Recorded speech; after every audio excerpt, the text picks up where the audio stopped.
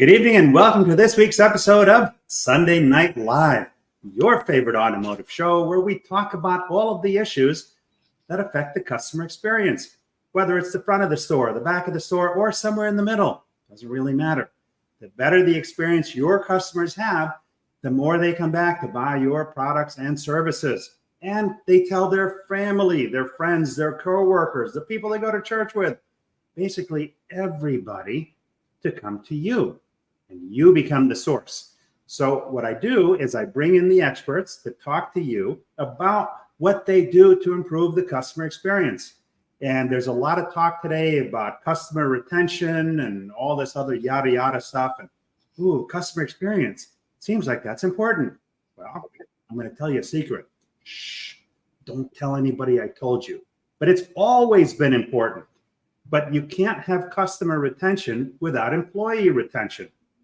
And with COVID, actually before COVID, a lot of pressures on the employees, the technicians, the salespeople. We are expected to do way more with way less. We're expected to have better results and all of the pressures that come with that. So that affects our mental health. And I don't know about you, but I worked with a lot of people that it got affected. And that was actually before the pandemic, but that's another story altogether. So I'd like to introduce you to my friend, Maryellen Dance. She is in this field and she knows a lot about it. And the funny thing about Maryellen and I is that we actually met at an airport. We did. I don't remember why we even started talking. I was on the phone. Okay. And I was talking, one of our vendors, they were a little bit unruly. So I kind of explained the facts of life.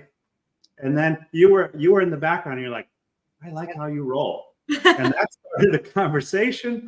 And the next thing you know, we were chatting away. You know, it's funny. So we get on this little itty bitty plane. Yeah. And you were a couple of seats ahead on the other side. And we're chatting back and forth. Finally, the guy next to me gets sick of the conversation, although he pretended to be polite. He says, do you want to switch places if you guys want to talk? Like, oh, we couldn't actually do that, but sure, why not? And the rest is history. We've become friends. Yeah, it's great. We talked mental health and automotive industry that whole flight. We should have recorded it. You know, we should have. If it wasn't for the spotty Wi-Fi, we could have gone live at that point.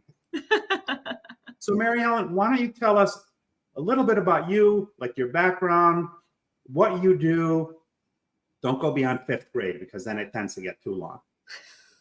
All right. Well, I am a licensed mental health counselor. When I started in the field, I started actually as a substance abuse counselor, which also affects the workplace. Don't forget to let me talk about that in a little while.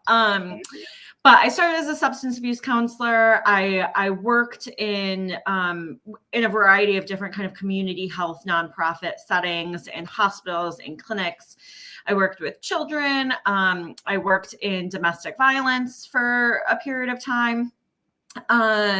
So I was able to get a lot of different types of clientele in my experience, which is great. Learned a lot.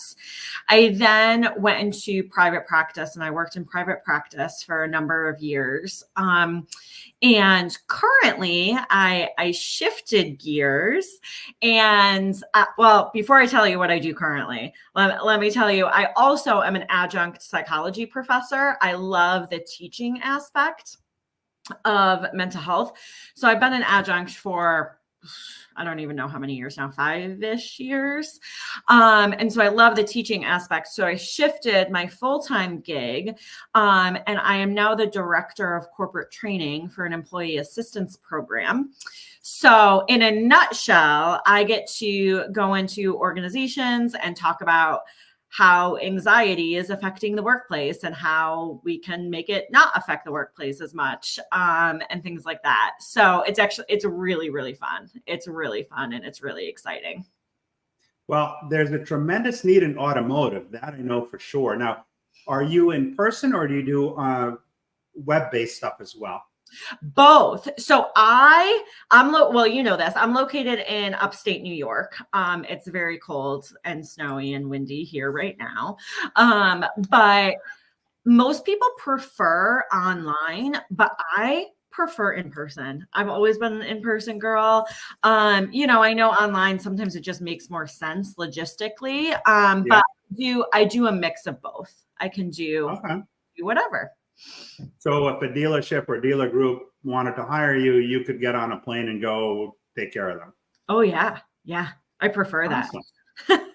All right. We got a couple of people on here. We have starting us off, Peter Smith. Looking forward to the show, Paul. Welcome, Peter. I'll be seeing Peter and some of the other folks here in a couple of weeks at the NADA, North American Dealers Association Conference. It is our annual Super Bowl in automotive. So I'm looking forward to that. Russell B. Hill, hello, Paul and Maryellen. And Nicole Ferreira says, hello, we just connected. Thank you. And thank you for sharing the post. Really appreciate that. My good friend, John Frazier. Hey, Paul. Jamie Alexander, recently connected with her as well and looking forward to seeing her at NADA. Looking forward to this show. Hi from Oregon. And she said, such an important subject. Here, here. Chris Schaefer says, hi, Paul. He's one of my EV buddies. I make it my business to learn a lot about the EV space, and he is one of the subject matter experts that is on my show. I do probably quarterly EV show for updates. Ron Usher, good evening, Maryellen and Paul. Ron Usher is my favorite retired tech. As a matter of fact, he's the only retired tech I know. But if I knew a bunch of them, he'd still be the favorite because he's a great guy. Nicole Ferreira says, I want to know more about this NADA conference. It is the North American Dealers Association Conference. What it does is it brings together all kinds of automotive vendors that do business with car dealerships, whether it be what used to be referred to as the mainframe computer systems that operate sales, service, accounting, all of those functions. It's them, it's inventory, software providers, all kinds of services. So you should go on, if you Google NADA 2024, it will give you a whole bunch of information. It'll also take you to the NADA site, which gives you even more information. So definitely look into that. If anybody's looking to go and you haven't already booked, buy your tickets through NADA and you get wicked discounts on hotels if there are still any left. And Chris Schaefer says, I am super smart. He is super smart, which is why I like to surround myself with super smart people, because then it makes me look good. And more importantly, it helps the audience. So yes, you are super smart. All right, with that, so first thing, there's a lot of stigma around mental health, right? Especially in automotive. Now, I know that technicians, for instance, are on the high risk side of suicide. And it's something that a lot of people aren't really wanting to talk about. It seems that men are more likely to do this, but we're in a business where it's mostly men. Yeah, so you're talking about two things there. So let's first talk about the stigma and then talk about suicide. So the mental health stigma, we all know it, we all live it, we've all experienced it in one way or another. It's really interesting because I think that as a society, we're trying to destigmatize mental health, which is great. But what that's actually done is there's a lot of pseudoscience or fake science being thrown around, even with good intentions, but you know, people are trying to destigmatize mental health. And so they're sharing their own personal stories, which is wonderful and vulnerable and you know, shows strength. However, that doesn't necessarily mean that it applies to other people or it makes sense for other people. So it's actually created a lot of confusion, I think, this trying to destigmatize mental health and what mental health is and what therapy is and what, you know, taking medication means, all of that. We're inundated with so much information all the time that it's hard to parse out what's true and what's opinion. That's an interesting thing that you bring up there. Okay. And we all deal with it differently, right? And the mind is an incredible thing. I don't know what the actual number is, but if I were to guess, I'd say we use maybe 10%, 15% of the brain's capacity. That's a great example of pseudoscience. So here we go. So what is the number? I don't know. I don't know the actual fact, but I know that that's not true. All right. Well, I've worked with people, I believe, that were a lot lower than that, but that's another story altogether. So depression. I went through a really nasty divorce. Okay. And, I had some issues where in bed, fetal position, crying, I don't want to go to work, I can't go to work, that type of stuff. So I went to see a shrink, or whatever the appropriate term was, and she gave me a bottle of pills. Now, I'm that nut job that actually unfolds that little piece of paper that becomes this big in like number 2 font, where you need, hold on.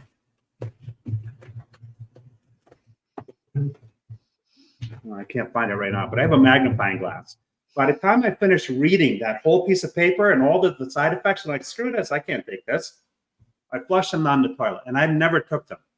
And I decided, and this is probably crazy unto itself, I decided that since I could fix cars, I could fix myself.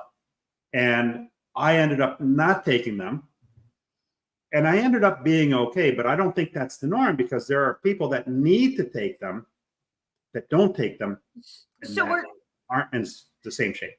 Yeah. So let me jump in with a little education here. So there are psychiatrists or psychiatric nurse practitioners that prescribe medications. Psychologists, social workers, mental health counselors, marriage and family counselors, all of those people do not prescribe medication. They just do talk therapy. And so people often get confused, because like people often accidentally will go to the wrong one, right? They'll go to a psychiatrist thinking that they're going to sit and talk for an hour. And although psychiatrists have that ability to do that, at least in New York State, psychiatrists, we don't have enough. And so they're so slammed, they don't have the capacity to do that. So they're just prescribing the medications typically. And then in addition, the person is seeing a therapist. And so it gets a little confusing, because I have heard other people say like, hey, I just want to talk about my feelings, and they were so quick to prescribe. But there's a lot of people like myself, I can't prescribe meds. I don't want to prescribe meds. Thank goodness I can't prescribe meds. That's a lot of liability and really scary. But it gets a little confusing, because people think you have to do one or you have to do the other. And it really depends on the person. It depends on the diagnosis.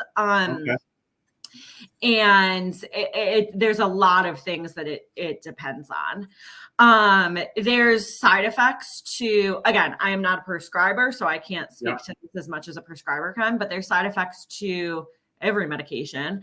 But there's also side effects to not taking the medication. And so, that becomes just a conversation with you and your prescriber on what feels right, what education you need, that type of thing.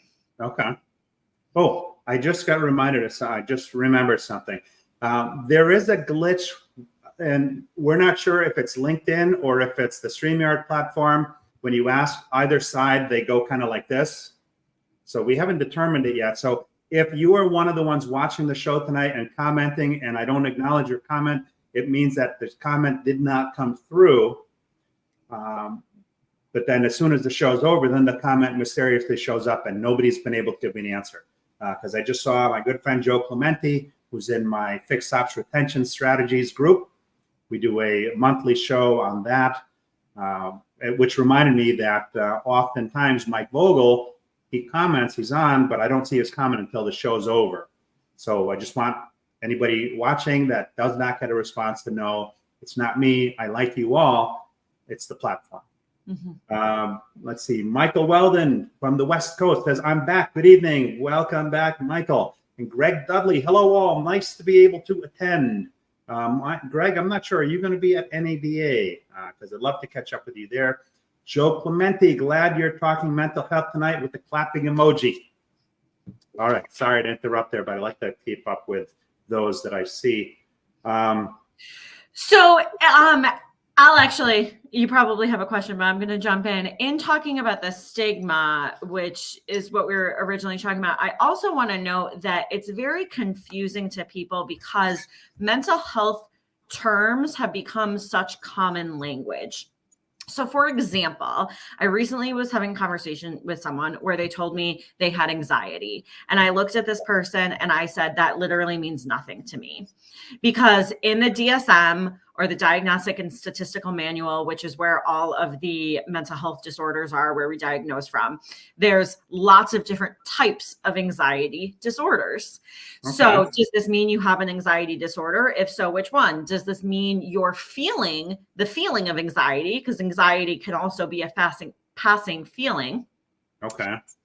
Does this mean if you are feeling the feeling of anxiety, what does that look like for you? Because it might look different for you than it looks for me, right? But in society, we're using these terms very like blanketed and broad when there's lots of different meanings, if that makes any sense. Well, let me ask you this then. So when I didn't even realize there were many different types of anxiety. My understanding of anxiety has always been, something's coming up and I'm nervous about it and I'm tense and maybe I can't eat, or is that an example of anxiety? I mean, maybe you're feeling a little bit anxious, but that's not an example of a diagnosable anxiety disorder. Tell me. So give me an example of anxiety. So any diagnosable disorder, there are time frames on it. So we're all humans. We all have good and bad feelings. We have good and bad days, right? So there's time frames on it. All my days are good. All my days are good. Don't believe you. I don't believe you. So there's time frames. So I don't know the time frames off the top of my head. But for a period of, 8 weeks, again, that's not accurate for everyone. I'm just using this as an example. Like for a period of 8 weeks, the person shows the following symptoms. And so to diagnose a disorder, there's usually a list of symptoms, and the person has to experience like 4 out of the 7 symptoms for a certain period of time in order to be diagnosed with that diagnosis. So it's the same. It's the same as like, so if you go to a doctor and you're like, I have a stuffy nose and a sore throat. They're going to treat you differently if your stuffy nose and sore throat started this morning versus if it started 3 weeks ago and hasn't stopped. It's going to be different. And so with all mental health disorders, we look at life circumstances, we look at medical, right? Is there like a medical reason this is going on? Is the person abusing substances? Is that a reason this is going on? We have to rule all that out before diagnosing someone with something.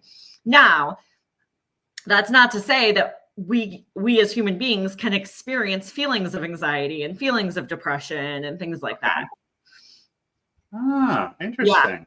Yeah. So diagnoses, I'm actually really glad we're talking about this because a lot of people think it's just like, oh, this sounds like it. It's actually very scientific in order to diagnose someone with something. That's interesting too, because I taught myself how to fix computers, and fixing computers is basically ruling out things it's not. It sounds like what you do is a version of that. That's a piece of it. That's a piece of it, is ruling out things that it's not. But also looking at clusters of symptoms. And if those clusters of symptoms are present for a period of time.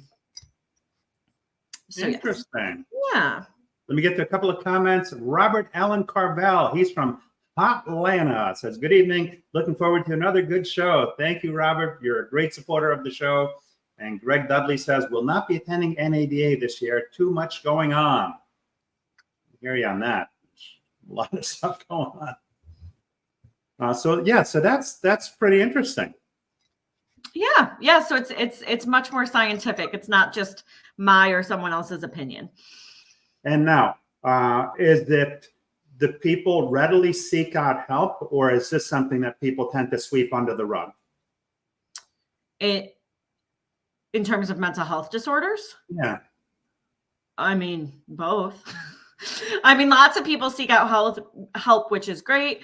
Lots of people sweep it under the rug. The thing with mental health that's really, really interesting is you can go to therapy if you don't have a diagnosable disorder. Let's say you're going through a struggle, like your example, you were going through a divorce and you're struggling with that. Maybe you had a diagnosable disorder at the time, maybe you didn't, I don't know. But either way, you can still go to therapy, right? Mental health is just, it's like physical health. There's a funny comedian, I forget what comedian, but this comedian says that he doesn't like going to the gym and seeing like fit people at the gym. He thinks you're done, go home. But obviously fit people keep going to the gym. So it's similar with mental health, right? So like when we talk about mental health, there's like a few different things. There's these diagnosable mental health disorders, which is a big issue. And we're seeing it in the workforce. We're seeing it in the automotive workforce, especially. But then there's just like general, are we taking care of ourselves? Someone who goes to the gym, they might not be going to the gym because they have a physical disorder that they need to go to the gym to help manage. They might be going to the gym to just help manage their physical health. So there's these kind of two different things. And we're in trying to destigmatize mental health, those lines are blurring a little bit, which is good in a lot of ways, but then it's bad in the ways of people not understanding. Like, for example, there's lots of different types of anxiety disorders. Okay. And people like me saying, oh, I think it's about 15%. And I have no idea. I totally made it up. Well, what did I say? 87.5% of stats are made up on the spot. We saw it. Fact check all of Paul's stats. Robert Allen Carvel says finding the root cause. Finding the root cause. So I could talk about that for 17 hours straight. So finding the root cause, yes, a lot of it, we as human beings are really, really good at having a bad day at work and going home and, picking a fight with our spouses. We are really, really good at displacing things. We often don't realize, we might think that like one thing is triggering us, but it might be something else. And we really have to kind of uncover that root cause. Absolutely. But again, Robert, if you want to talk more about that, message me because I have a lot to say. Nicole says, I battled with it quite often. I buckled down and worked, pretty much drowning out the anxiety and keeping myself or my mind busy. I bet you a lot of people do that. A lot of people, I'm noticing a trend that are managing anxiety, whether it's an anxiety disorder or just consistent feelings of anxiety, that are managing it with overworking. And that is typically not recommended because that's like a Band-Aid. It doesn't help it go away. Yeah, I know. Before we got on, I already scolded Paul about his sleep habits. And it's hard. We're in this society that's like, go, go, go, more, right? We're in this society of like, even you did it before we got, I'm calling you out, Paul. I hope you don't mind. Before we got on, I mentioned that I like to go to bed early. And Paul was like, oh, I got too much work to do to go to bed early. Right. And it's like, wait, what? Sleep is a human need. Right. And so, and we all of us have healthy and unhealthy coping skills. And sometimes it's hard to tell what's healthy and unhealthy because sometimes it's, well, working is taking my mind off of it. So the distraction is good. That could be healthy, but is it becoming obsessive? Right. And so it's really, really hard to figure out and parse out, especially when we're not feeling good. Vernon Davis, one of my fixed ops buddies, great topic. And he says, work to live, not live to work. All right. I have a problem with that because, well, not that particularly, but What if you really love what you do and you do a few things and you love all of them? Well, then that takes up a lot of time. And the way I figure it, I'll have plenty of time to sleep when I'm dead. It's not that simple. Sounds like. So if you love to work, keep working. That's great. But if you are working and not eating or sleeping or drinking water or like doing any of like the human needs that we all have, that's not great. Well, you've seen me eat because we shared a dinner at a restaurant. Eating is not one of my problems. I got 99 problems, but eating is not one of them. Yeah. So Greg has a really, really good question that I see, but is it okay? I don't know if this is okay. I'm coming on here and I'm making up my own new rules. Is it okay if we actually talk about that at the end? Because I do want to give us all tips, but I do want to, you mentioned suicide earlier, and suicide specifically affects the automotive industry significantly. And so I wanted to just make sure that we have time to touch on that. So don't let me forget to talk about what Greg is asking. Perfect. We'll definitely do that. Thank you, Greg. Yes, thank you, Greg. And I am going to talk about it, but I do want to lean into suicide. So a few things about suicide that is just important information to know about suicide. Talking about it will not hurt. Talking about it will help. People are afraid to say suicide, but the more we say it, the more normalized talking about it is. The more normalized talking about people having thoughts of suicide or people worrying about suicide, things like that. People have been really, really silent about suicide because they think it's going to put like ideas in the person's head. And that's not necessarily true. It's important to talk about suicide so we can help prevent suicide.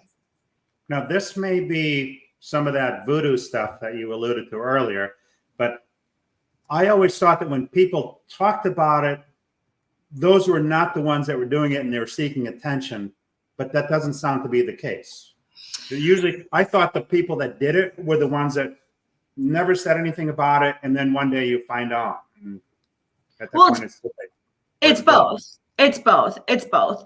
And so people who complete suicide, that's another important thing. Suicide, saying commit suicide has a really, really negative connotation, and suicide is a negative thing, but we don't want people, if they're having thoughts of suicide, to feel guilty about that and not talk about it. So people who complete suicide, it can be a number of things, but the vast majority of the people who complete suicide, there's different motives for suicide.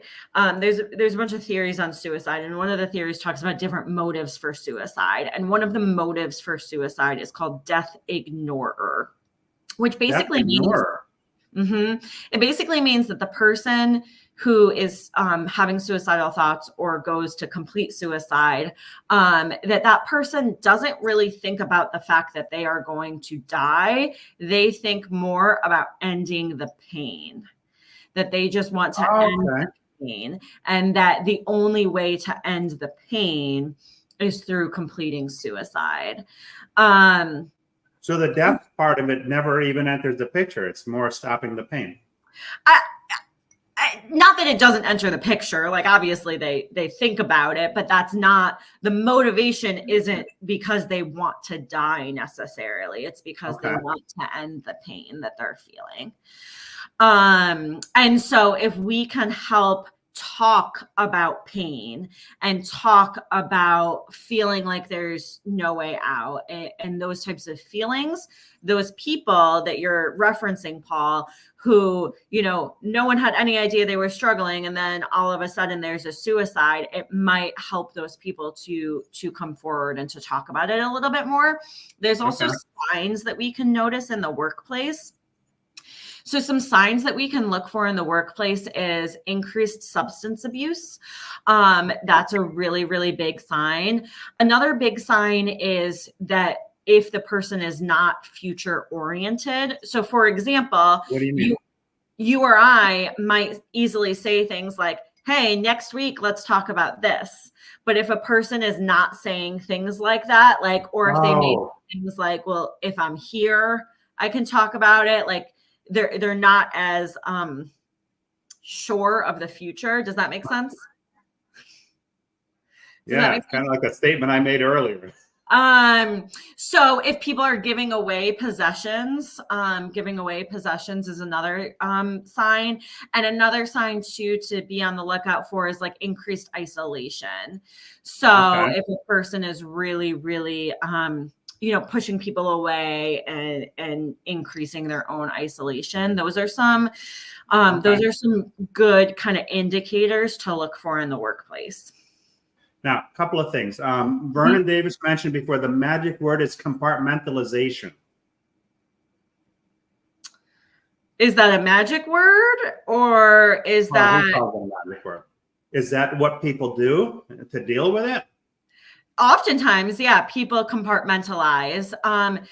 Feelings, though, are meant to be communicators to us. And so when we try to compartmentalize and put our feelings of anxiety or feelings of sadness or whatever in a box in the back of our brains, that feeling is going to get bigger and bigger. It doesn't go away when we try to do that. Yeah. And here I thought compartmentalization was always a good thing. It's your way of being able to deal with anything by just, I guess, not dealing with it. But that's... Think about feelings like certified mail. Right? So feelings are meant to communicate things to us. So if someone comes and tries to deliver you certified mail and you don't want this certified mail and you ignore the door, they don't go away. They still try to find you. Or if someone, or not certified mail, like a subpoena. Yeah. Sheriff shows up. That's not going to go away. That's not going to go away. So what? I heard that's what happened. You're walking in somewhere and the guy just pops up in front of you and hands you down. You've been served. And I think I saw it on TV or something. I'm not saying it happened to me, but. But yeah, so feelings are meant to communicate things to us. And if we ignore them, that communicator, that police officer who's serving you or whoever's serving you is not going to go away. They're just going to come out in different ways and different forms. Calling you out a lot tonight. So Greg Dudley said before, I'm thinking more along the lines of pattern interrupts throughout the day. You're welcome. So we're going to add that towards the end. Yes? Mm-hmm. Okay. Just want to make sure. Let's see here. Joe Clementi, how can leaders support workers with neurodivergence in the workplace? That's a good question. That's a really great question. The first way is to ask them. Truly ask the person who is neurodivergent what they need, if there are reasonable accommodations that they need, if ask them what type of leadership style works for them. Be honest with them. If you have never had an employee who is neurodivergent, don't pretend like you have. It's okay to ask questions, and we have forgotten that it's okay to ask questions. It's also okay to be corrected. For example, if we say a wrong term or things like that, that person might correct us, but it's okay to ask questions. Interesting. Mm-hmm. Let's see. Robert Allen Carvel says, finding your inner self, what makes you, that's the forum. And Tony Robbins is some of the seminars I have attended. They were great help with my 40-year career. Great. Interesting. Great. Vernon David said, you are spot on. You could be. This is what you do. Hopefully I am. And he also says, that is with all the things I do in life, not my mental health. He says, compartmentalization is what I do with all the things that I do in life, not with my mental health. Got it. Yeah. Okay. Mm-hmm. And we all have different work ethics and ways of working and ways of, coping. And that makes sense. So I just want to, before we kind of move on, I just want to wrap up. If you have any other questions about suicide, specifically in the auto industry, we see it affecting service workers a lot. Vernon says, I speak about veteran suicide prevention. Huge, huge, huge. If we have veterans that work for us, being very, very aware of the specific struggles that veterans go through and being aware specifically of veteran suicide prevention. We're seeing the uptick in specifically with these service workers. Okay. Now, another thing I want to say too is before you said, ask, how can we support them? Ask. There are some companies that as part of their onboarding, they tell their new employees that they offer support and things like that with mental health. Mm-hmm. And I think there's probably some legal requirements to that as well. But it's an actual part of their onboarding. So people know it's okay to come forward and talk about it and that there are resources that they can use. Now, the other thing I want to just ask you about, if you want to chime in on that. I do want to speak to that. Don't forget your question. So a few things. When I was speaking about working with a neurodivergent employee, I was specifically speaking about work styles, because in jobs, there are boundaries, right? As a leader, we can't necessarily ask about specific mental health things, even if we want to, right? And so to your point, I work for an employee assistance program, and our clients that have our EAP, we tell them to remind everyone of it often, because telling someone when they first start a job is not gonna help. That's great, but just telling someone once isn't going to help. But if we're continuously reminding people, continuously offering them the support, continuously reminding people that the support is confidential, things like that, that can make a huge difference. Now, before you talked about sleep and, its importance on mental health, I try to get, and everybody's different, right? I've read different things. Some people need more sleep than others. I try to get 5 to 7 hours, depending on the day. Every once in a while, I get lucky and I get 8 or 9 hours.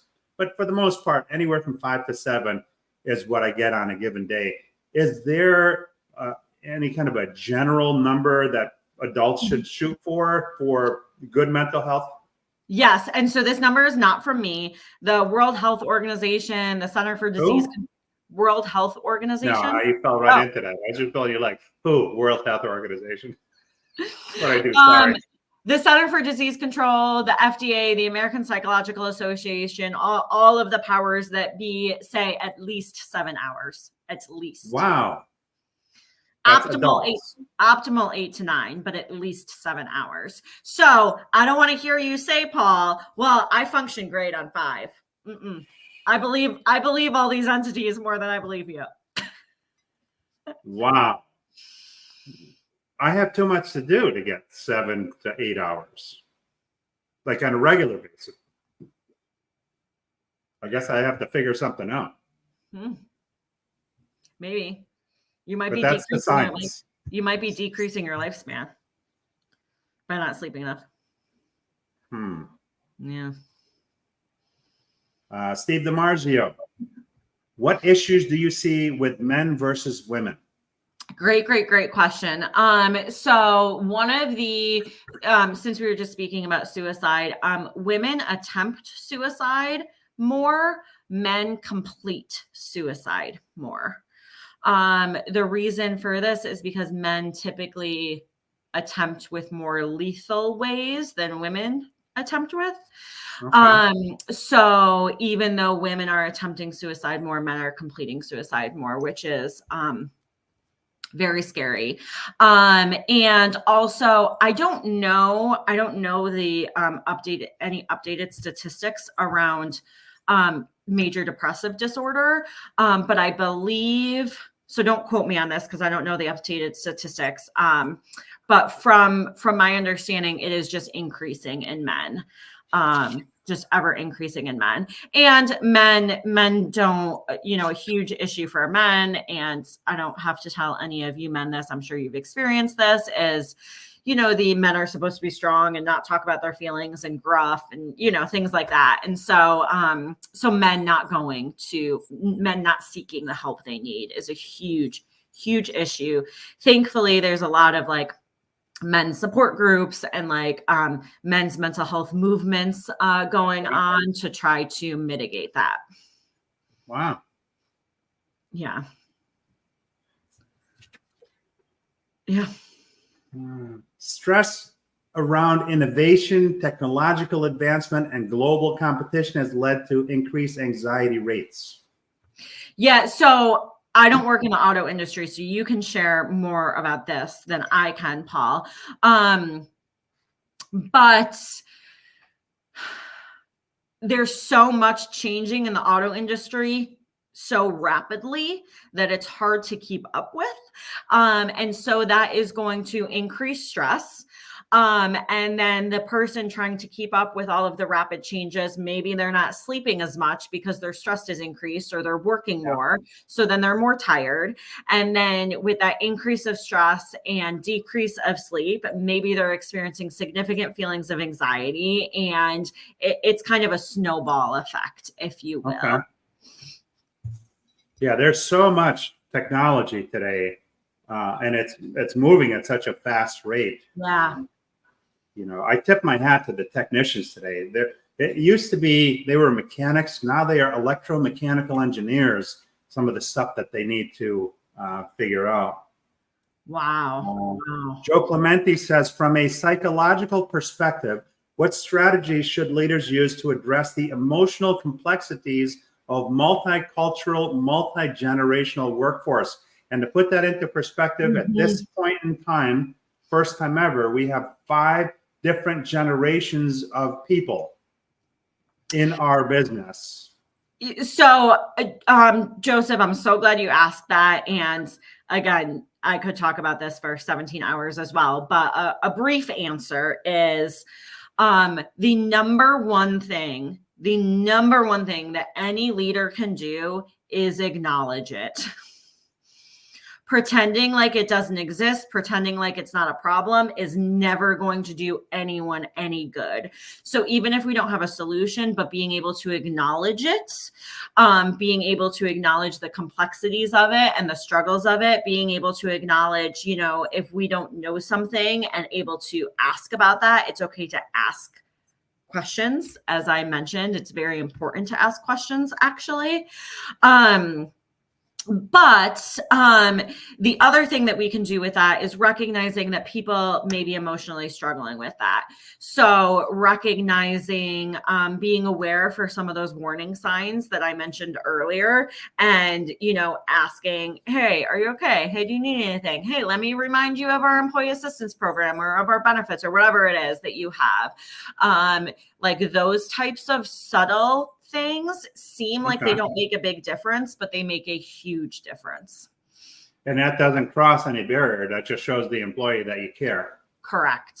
Mm-hmm. And that's well advised to start based on some of the earlier observations of substance abuse increase, isolation, giving away, and not talking in the future tense or not responding in the future tense. Yeah. Another thing I do want to say is, obviously we all have jobs to do. And, if for whatever reason, safety is an issue, safety is, the most important. But if someone is not doing a great job at work, or maybe they're angrier or like things like that. Yeah. The first question we should ask them is if they're okay. And as leaders, we have a job to do. We have to make sure people do their work. Like we're paying them to do a job. Absolutely. But we can also ask them if they're okay. As basic as that. And then let them know that, they have to do a job, but we care that they're okay. Oh, that's another thing with suicide. Another huge thing is telling people that you're really, really happy that they're alive. Again, these things sound really silly. But like, Paul, when was the last time you told anyone you were happy they were alive? Probably never, right? We tell people we love them. No, I remember the date. It was the 5th of never. So even if we have to, discipline someone, being able to also add that, are you okay? Is there any support that you need that I can point you in the right direction for? I want you to be okay. Can make a huge difference. I can honestly say that in 45 years in automotive, I have never even once had anyone in management say that to me, even during some of the most stressful of times.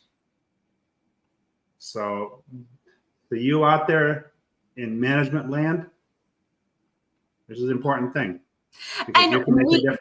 So here's the other thing. We can still hold people accountable. So let's say I'm Paul's manager and I say, and Paul's not doing his job. And I say, are you okay? And you're like, no, I'm not okay. Right. And you tell me why you're not okay. And I can point you to resources. I can tell you I support you. I can, if I'm able to tell you, cut out of work 30 minutes early or whatever. And I can still say, look, Paul, I hope you're okay. Let me know what I can do to help you, because we got to get your performance up. We got to get your performance up. And so we can do both. It's not an either or. And I think that people are afraid to talk about mental health. And they're also afraid that, if someone's struggling, that means that it's a get out of jail free card. And it's like, well, no, people still have jobs to do, and we can ask them to do their jobs. We just want to incorporate the mental health in that, if that makes any sense. No, it totally makes sense. And I just want to correct what I said a moment ago. When I was struggling was during my time when I worked with Lexus. And I want to just amend that. There were actually some of the managers there that I'm friendly with today that did. They take the time you need. No worries. We got you covered. Is there anything I can do for you? But that's a glimpse in time out of 45 years in an automotive industry where, for the most part, that was not the case. Now, go ahead. Well, we have restrictions, right? Ideally, would we be able to say, take the time you need? Yeah. If we're not able to say that, there are things we can do. Check in with your HR department. I'm sure there are resources that you don't even know about that we can at least offer people. Oh, okay. Now, I see here 1 in 3 automotive workers identified issues managing their mental health, according to the automotive charity Ben survey. Talk to me about that. So I don't know. Again, I've never worked in a garage. I don't know what it's like. But I imagine there's not a lot of productive conversations about great, healthy ways to manage your mental health. Maybe there are, and I don't know about it. But there should be. There should be. So people are being surveyed. All that stat is saying is that people are being surveyed and they're identifying, which is great that they're able to identify it, but they're identifying that they're struggling to manage their mental health. And you know what's an interesting study here? It says 25% of automotive businesses report their employees have been unable to work due to mental health issues. I think that's a huge number. So we, as automotive aside, we in America are losing billions of dollars a year because of mental health in the workforce. So people taking unplanned sick days, unplanned sick days when they're not physically ill, people going on disability for mental health, that type of thing. Also, we're also losing money because when people are struggling with their mental health at work, they're not the most productive employee, right? They're not doing great. And so from a pure numbers perspective, we are losing a lot of money, and people are not feeling well. And so, just a little plug, the World Health Organization recommends that the number one thing you can do for employee mental health is training, because education is so important, because we don't know what we don't know. And education is so important. So by incorporating something like this into the dealership culture, we'll say, then, people say it's good to go to the gym. This is kind of like mental gym. Yeah, absolutely.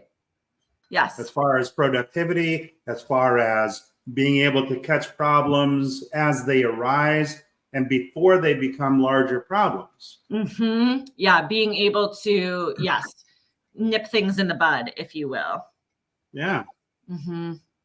I think too many times problems are left just unattended that become a lot bigger issues when, I hate to use a cliche, but an ounce of prevention is worth a pound of cure, right?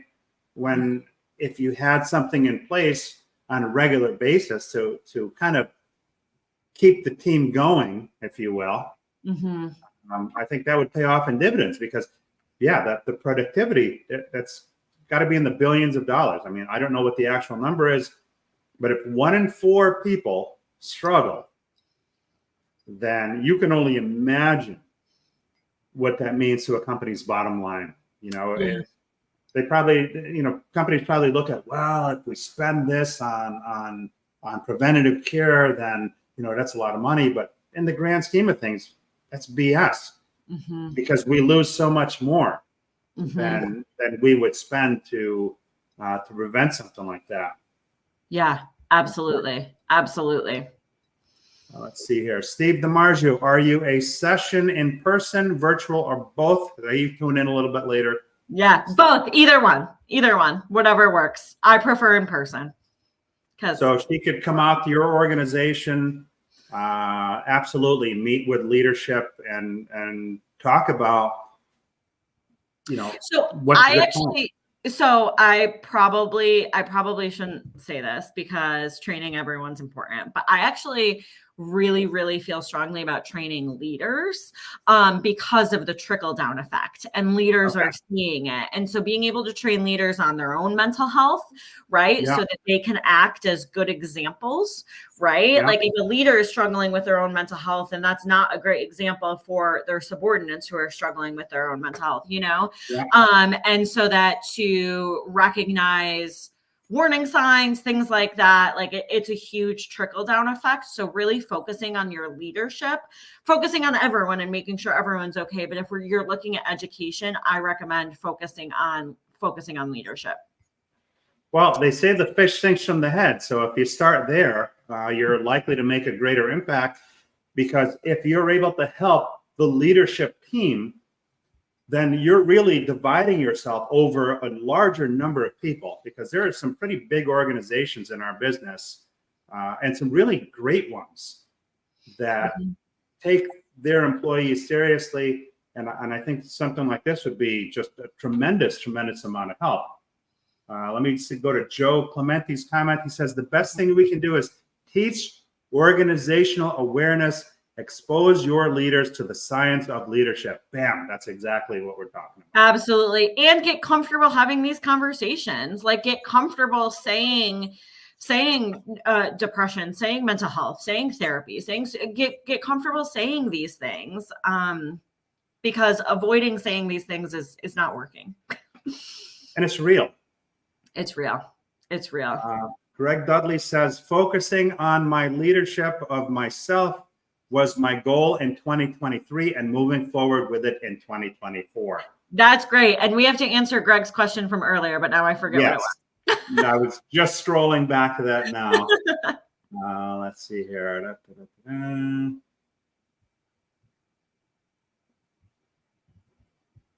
I found it.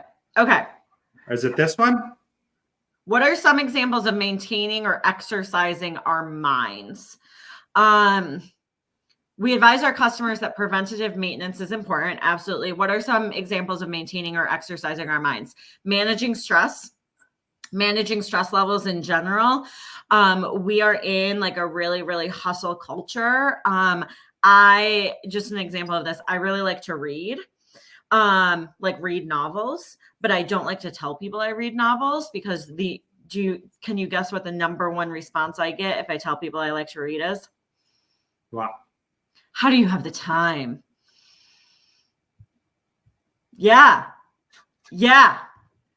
And so anyways, promoting a culture of it's okay to take time to read. It's okay to take time to relax. It's important to take time to read, to relax. Promoting a culture of, did you take your lunch break? Have you drank any water today? Right? Promoting cultures of just some like basic stress management techniques can be really, really helpful in preventative maintenance. Sounds like the basics of eat well, drink water, and get sleep. Yeah. Yeah, make sure that you're, if you notice one of your employees who never takes their allotted break, tell them to take their break. Tell them to shut off, turn off, things like that. Just like things like that for basic stress management is huge in maintaining and preventing. Because here's the thing. If I'm like drinking water, if I'm sleeping, if I have a good support system who I feel comfortable talking to, if I, make sure I take my lunch break, if I, make sure I sit and spend time with myself and have take deep breaths, then if I get faced with a mental health disorder, I am going to be more equipped to deal with it because I have all of these things already. So that's very important. And I like Jen's comment too. Good physical health is the most fundamental element of good mental health. Well, food makes our brains work. Sleep makes our brains work. Exercise. Basic. And it doesn't have to be crazy. Exercise reduces our stress levels, reduces our cortisol levels. Yeah, I tell people like go on a 10-minute walk. That counts. Yeah, it doesn't have to be crazy. You don't need a $100 a month gym membership.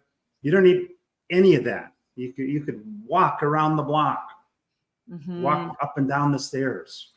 And I think that people think, they think of like mental health preventative and they think of like yoga and meditation and like journaling, and all of those things are fantastic. And if you can do those things, that's wonderful. But we don't have to do those things to prevent our mental health. We can go back to some of the basics like we're referring to. Wow. This has been pretty interesting. Some of the things that I had some misconceptions on. I'm sure there are others that have similar misconceptions because, as you stated earlier, we don't know what we don't know. So thank you. So how does one get a hold of you? So follow me on LinkedIn. I believe my email address is on there. Are you able to put my email address in the chat if anyone has any follow-up questions? Yeah. So my email address is mdance@eniweb.com. If you can put that in the chat, Paul, that would be great. I don't know how to. If you have any questions, please follow up with me. So wait, can we end on a fun fact that I like to? Absolutely. Okay. So there's a stigma around mental health. That's what we've been talking about for the past hour. There's a stigma around mental health. There's a stigma around medication. You talked about it at the very beginning, right? So psychology is a science and there's scientific components. So schizophrenia is a mental health disorder, and schizophrenia, one of the causes of schizophrenia is too much dopamine in your brain. And so the medications for schizophrenia aim to reduce the dopamine levels. So can you, Paul, guess what too little dopamine in your brain is? Or anyone in the comments. What disorder would be too little dopamine in your brain? Depression? Nope.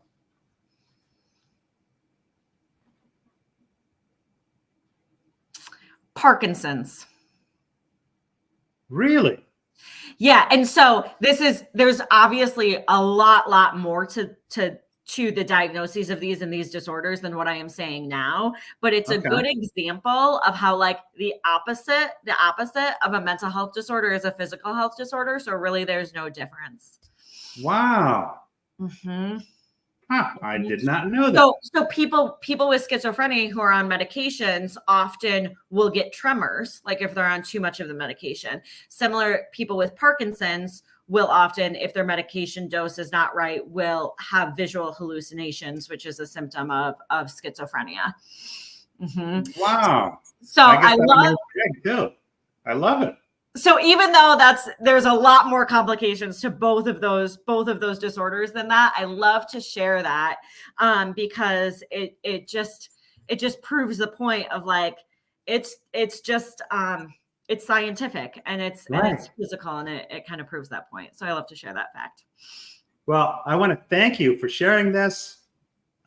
You're tagged in this post, so wherever somebody's watching it, whether it's on YouTube, on Facebook, on LinkedIn, by all means, if you're not connected with Maryellen, follow her on LinkedIn and reach out to her. I'll put her email address in the chat, so you'll be able to connect with her and further the conversation.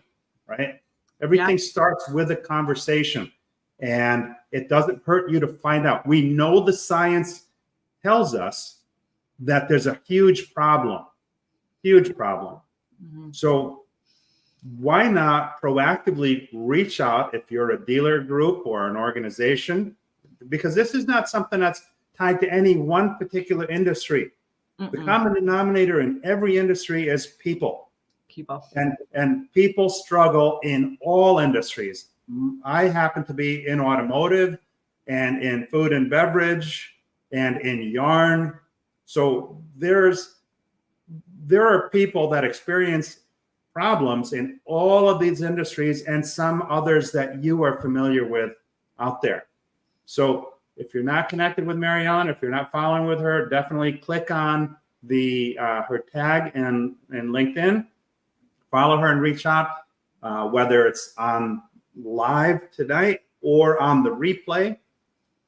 And if we are not connected, by all means, I'm always looking to connect with like-minded business professionals, whether you are in automotive, food and beverage, or yarn. By all means, reach out to me. If I can help you, or if you can help me, then it's relevant for us to connect.